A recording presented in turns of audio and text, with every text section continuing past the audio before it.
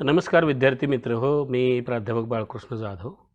आज आपण अक्षरबंध ऐच्छिक मराठी FYBA असणाऱ्या पाठ्यपुस्तकातील कवी लोकनाथ यशवंत यांची अगदी छोटी कविता राग नावाची जी आहे ती आपण पाहणार आहोत. की कवी लोकनाथ यशवंतांच्याबद्दल मी तुम्हाला अगोदरच्या 2-3 लेक्चरमध्ये त्यांच्या व्यक्तिमत्वाचा परिचय करून दिलेलाच आहे. अगदी छोट्या छोट्या गोष्टीला सुद्धा कवितेच्या केंद्रस्थानी आणणारा हा एक कवी आहे. एक साधी घटना आहे की हा कवी कुपोषित होऊन बालक मरत असताना एखाद्या डॉक्टरजवळ हा एका आत्मीयतेने बोलतो की म्हणतो की या समाजव्यवस्थेमध्ये कुपोषित बालकांची संख्या वाढलेली आहे. विशेषतः मेळघाट, अमरावती जिल्ह्यातील मेळघाट नावाचं जे आदिवासी पट्टा आहे, या पट्ट्यामध्ये प्रचंड मोठ्या संख्येने आदिवासी मुलांचा भूकबळी गेलेला होता. कुपोषणाने ती मुलं वारलेली होती आणि ही भारतामधली त्या काळातली एक सर्वात जास्त अशा स्वरूपाची संख्या होती. आणि याचा राजकीय दबाव इतका आलेला होता की मुख्यमंत्र्यांनी राजीनामा द्यावा अशा स्वरूपाची सुद्धा विधानभवनामध्ये चर्चा झालेली होती. आता ही त्यावेळच्या काळापुरतीच कुपोषणाने बालकं मरणारी घटना होती असं नाही. आजही समाजामध्ये संपूर्ण भारतभर जे आदिवासी बहुजिल्हे आहेत, जे कुपोषित जीवन जगावं लागतं, अशा अनेक भागामध्ये अशा कुपोषित मुलांचा बळी आजही जातो. आणि याबद्दल कोणत्याही सरकारला कोण गांभीर्य नाही. आणि समाजामधल्या व्यक्तींना सुद्धा पेपरमधली बातमी ऐकून किंवा वाचून हळहळण्यापलीकडे सामान्य माणूस काही करू शकत नाही. ही एक वस्तुस्थिती आहे. म्हणजे सामान्य माणसं ही संवेदनहीन झालीत असं नाही. त्या माणसांच्या ठिकाणी सुद्धा एक प्रचंड संवेदनशीलता असते. हे सगळं खरं जरी असलं तर ती माणसं पेपरमध्ये वाचून त्या कुपोषित बालकांच्या बद्दल किंवा त्यांच्या मृत्यूबद्दल एक हळहळ व्यक्त करण्याच्या पलीकडे ते काही करू शकत नाही. सरकारी यंत्रणा, काही NGO असणाऱ्या संघटना किंवा त्या भागामध्ये काम करणारे जे काही डॉक्टर्स असतात, असे अनेक व्यक्ती किंवा काही सेवाभावी संघटना यांचे हे या लोकांच्या जीवनामध्ये, या आदिवासींच्या जीवनामध्ये अत्यंत महत्त्वाचे घटक आहेत. त्याच्यामध्ये सगळेच कधी वाईट नसतात आणि लेखकाची पण, या कवीची पण इथं तशी धारणा नाही. म्हणजे आज कोविडच्या काळामध्ये डॉक्टरांचं जे योगदान आहे त्यावरून आपण अनुमान काढू शकतो की डॉक्टरांनी स्वतःचा जीव धोक्यात घालून अनेकांचे प्राण वाचवलेले आहेत. स्वतःच्या कुटुंबापासून ते दूर आहेत. म्हणजे एकंदरीतरित्या डॉक्टरकीचा पेशा आणि एकंदरीतरित्या या काही समाजामध्ये काम करणाऱ्या सामाजिक संघटना, या सगळ्यांनाच आपण एका दोषाच्या चौकटीमध्ये आणायचं नाही आहे, हे तुम्ही एकदा लक्षात घ्या. पण काही काही अनुभव समाजामध्ये अशा प्रकारचे येतात की एक कृत्रिम पातळीवरती आपण या सगळ्या गोष्टी घेतो. त्याच्यामध्ये आपण फार गंभीर असत नाही. आणि याबद्दलच या कवीला ह्या गोष्टी लोकांच्या समोर आणायच्या आहेत. आणि त्या दृष्टीनं राग नावाची कविता जी आहे ही अत्यंत महत्त्वाची कविता आहे असं आपल्याला म्हणता येतं. ही प्रसंगानुरूप अशा स्वरूपाची कविता आहे. ही काही फार मोठा काहीतरी इश्यू घडलेला होता, म्हणजे घटनेच्या पातळीवरती असं नाही होतं.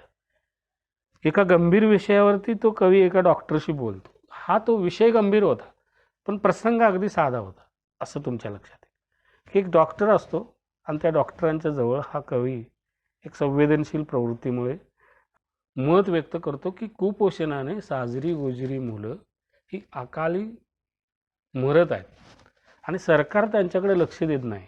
NGO पण अशाच पद्धतीनं कामं करत आहेत. आणि या लोकांनी आता करायचं काय, जगायचं कसं या आदिवासी पट्ट्यामध्ये, या दुर्गम डोंगराळ भागामध्ये कसं जगायचं? त्यांची मुलं ही अशी कुपोषित होत आहेत आणि त्यांचा भूकबळी जात आहे. असा एक ओघानं चर्चेतून तो विषय त्या डॉक्टरांच्या समोर मांडतो. त्यावेळेला ते डॉक्टर ताडकन या कवीला असं उत्तर देतात, शहरात यावं मुख्यधारेत त्यांनी. म्हणजे कशाला त्या डोंगर कडाकापरीमध्ये राहायचं, शहरामध्ये यावं, हमाली करावी, मोलमजुरी करावी, कुठेतरी फुटपाथवर झोपावं, 1-2 वेळचं अन्न तरी त्यांना मिळेल. तिथे डोंगरात आणि कड्याकपारीत राहण्यात कशाला हे असे लोक धन्यता मानतात. आणि मग कुपोषणाने मेले, भूकबळी झाला आणि मग सरकार बघत नाही किंवा NGO पुरेसं काम करत नाहीत किंवा डॉक्टर त्यांच्या सेवा नीट करत नाहीत, अशा अनेक आरोपांना मग तिलांजली मिळून जाईल. त्यांनी मुख्य प्रवाहामध्ये आलं पाहिजे. त्या खेड्यामध्ये राहण्यात काही अर्थ नाही. ती खेडीच नव्हे तर ती आदिवासींच्या पाडी आहेत, ती वस्ती आहेत, तिथं राहण्यात काही अर्थ नाही. त्यांनी आता शहराकडे यावं, त्यांनी आता मुख्य प्रवाहामध्ये यावं, अशा स्वरूपाची एक ताड करून भूमिका या कवीच्या समोर हा डॉक्टर राघाने व्यक्त करतो. ही एवढीच घटना आपल्याला इथं आहे. आणि मग या घटनेमधलं, या संवादामधून घडत गेलेली ही जी कविता आहे, यामधलं नाट्य ही कविता वाचल्यानंतरच तुमच्या लक्षात येईल. तर राग या कवितेचं वाचन मी तुम्हाला करतोय. अगदीच छोटीशी कविता आहे. राग या कवितेमध्ये कवी लोकनाथ यशवंत असं म्हणतात, कुपोषणाने गोजिरी मुले मरत आहेत अकाली. कुपोषणाने गोजिरी मुले मरत आहेत अकाली. सरकारला असल्या बाबींकडे लक्ष द्यायला नेहमीप्रमाणे वेळ नाही. सरकारला असल्या बाबीकडे लक्ष द्यायला नेहमीप्रमाणे वेळ नाही. NGO वाले आनंदात आहेत.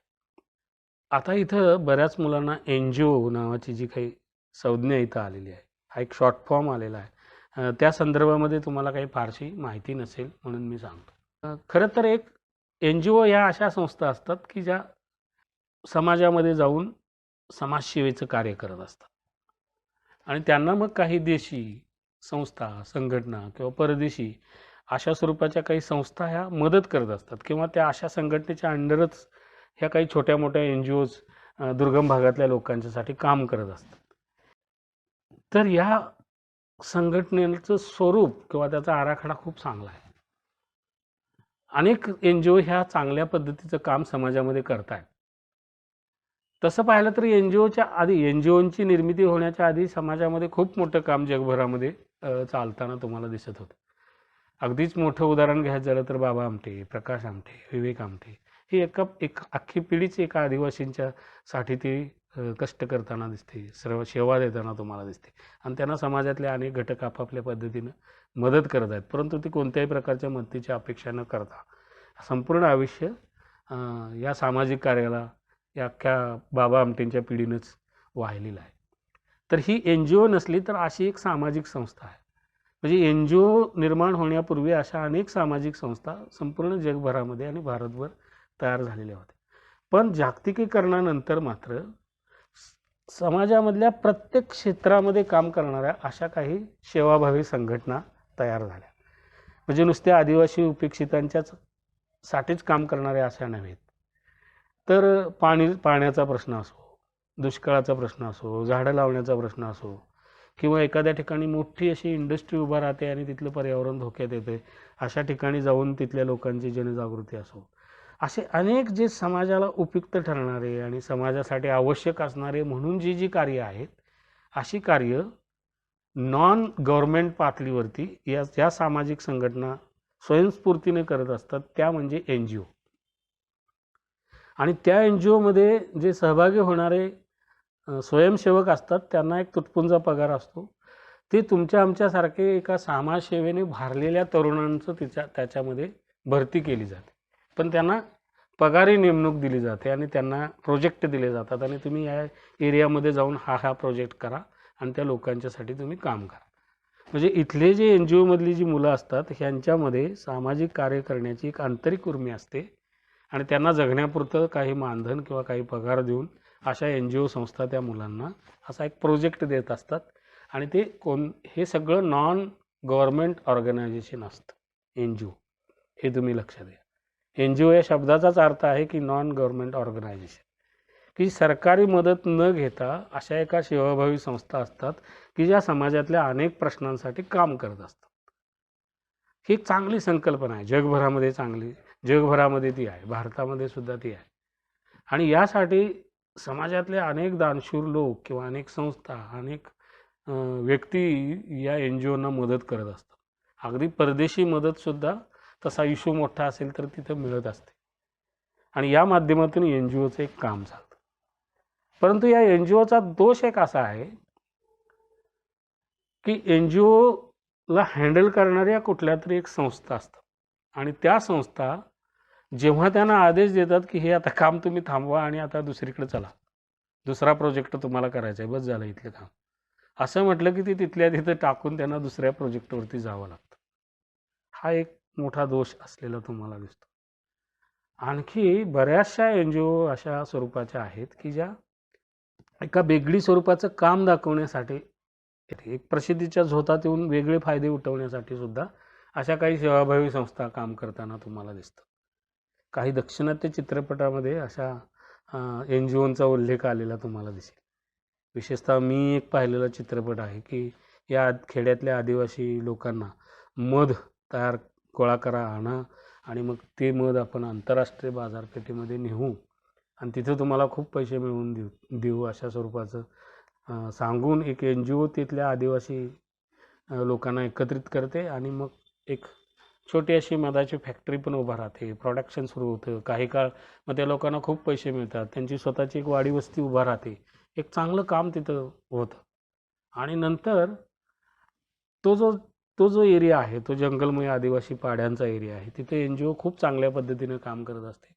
पण जेव्हा राजकीय व्यक्तींना तो भूखंड तिथल्या खनिज संपत्तीसाठी हवा असतो, तेव्हा मात्र त्या NGOवरती दबाव येतो. NGOमधले लोक पण चांगले असतात, ते प्रामाणिकपणाने काम करत असतात. परंतु NGO चालवणारे जे मोठे ग्रस्त असतात त्यांचे आणि तिथल्या राजकीय व्यक्तींचे आणि उद्योजकांचे लागेबांधे तयार होतात आणि मग त्याच NGOच्या माध्यमातून ते लोकांना सांगतात की इथं तुमचं जीवन काही ठीकसं चांगलं राहत नाही, त्यामुळे तुम्हाला पर्यायी जागा तिथं दिली जाईल आणि तुमचं जीवन यापेक्षा सोन्यासारखं होईल आणि मग तुम्ही शहरातल्या मुख्य प्रवाहामध्ये या. आणि मग तिथं पुन्हा ज्या NGOनं त्यांच्यासाठी काम केलं त्या आदिवासींचा आणि NGOंचाच संघर्ष तिथं राहतो. म्हणजे नामानिराळे राहतात राजकारणी आणि उद्योजक आणि NGOचा मालकसुद्धा नामानिराळा राहतो आणि NGOमध्ये प्रामाणिकपणे काम करणाऱ्या व्यक्ती आणि पुन्हा तिथली जनता यांच्यामध्येच कसा संघर्ष होतो आणि मग त्यामध्ये ती सगळी वस्ती पेटवली जाते वगैरे वगैरे असं एका चित्रपटामध्ये, तमिळी चित्रपटामध्ये मी पाहिलेलं आहे. ह्या उदाहरण मी एवढ्यासाठीच इथं दिलं, त्याचं कारण या कवितेमधला जो डॉक्टर आहे तो नेमका हा शब्द बोलतो की कशाला त्या वाड्या वस्त्यांमध्ये पाड्यांमध्ये आदिवासींनी राहावं की जिथं आपली मुलं कुपोषित होत आहेत, त्यांचा भूकबळी जातो, यावं ना शहरांमध्ये, जगावं कसं तरी.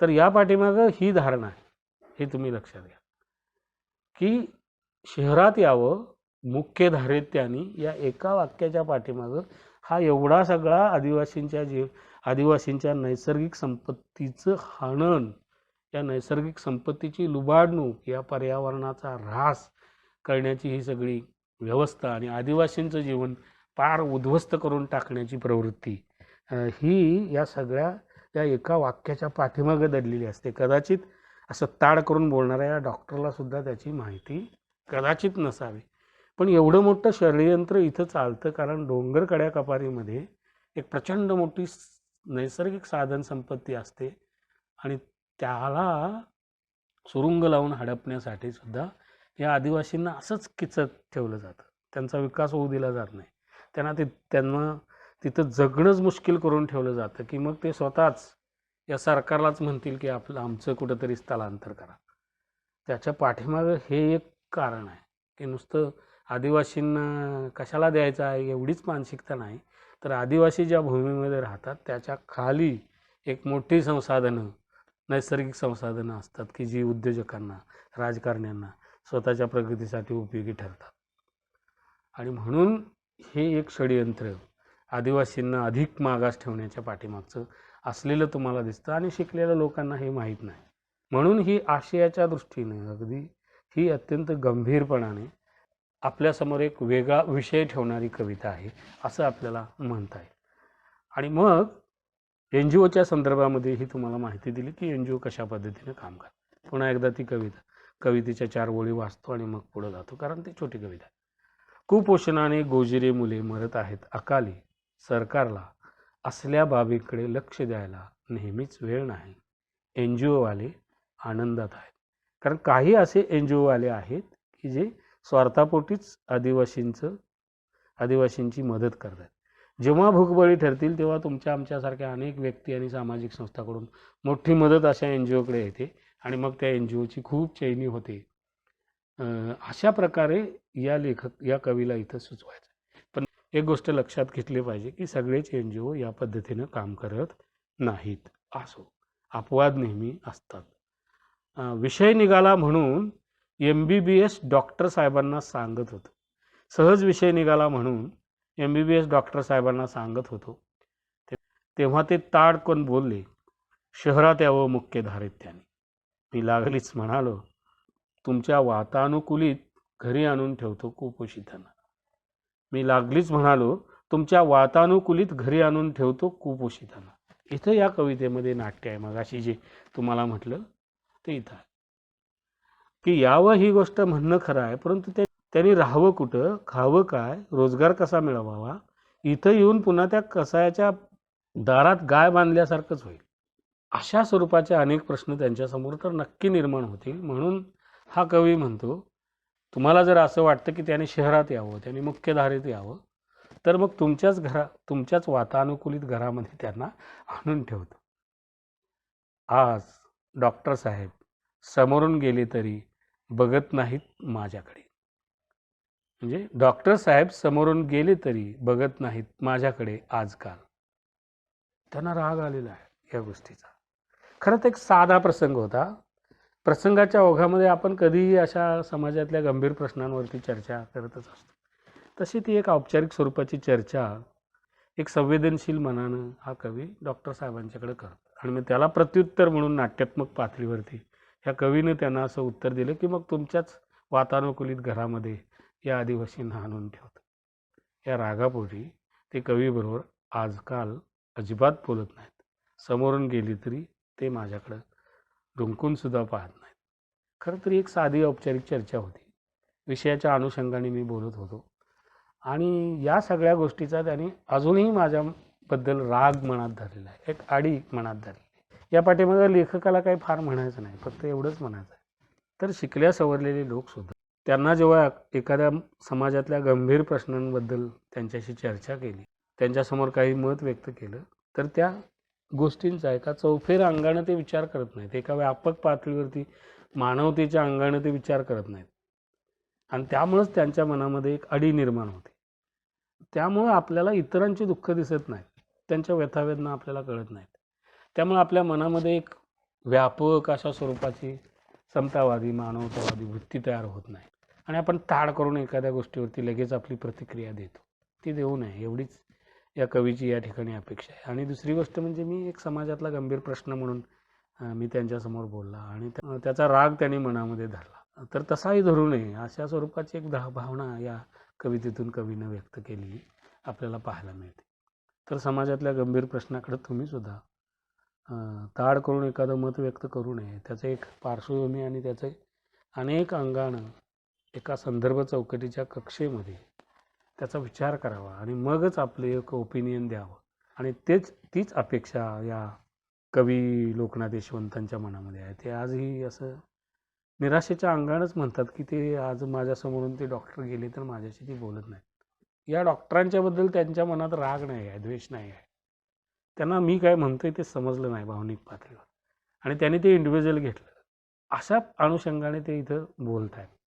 आणि या दृष्टीनं हा कवी किती व्यक्तिगत पातळीवरती सुद्धा संवेदनशील आहे याची साक्ष तुम्हाला राग नावाच्या एका छोट्या कवितेतून कळेल. एवढंच सांगतो आणि मी इथं थांबतो. धन्यवाद.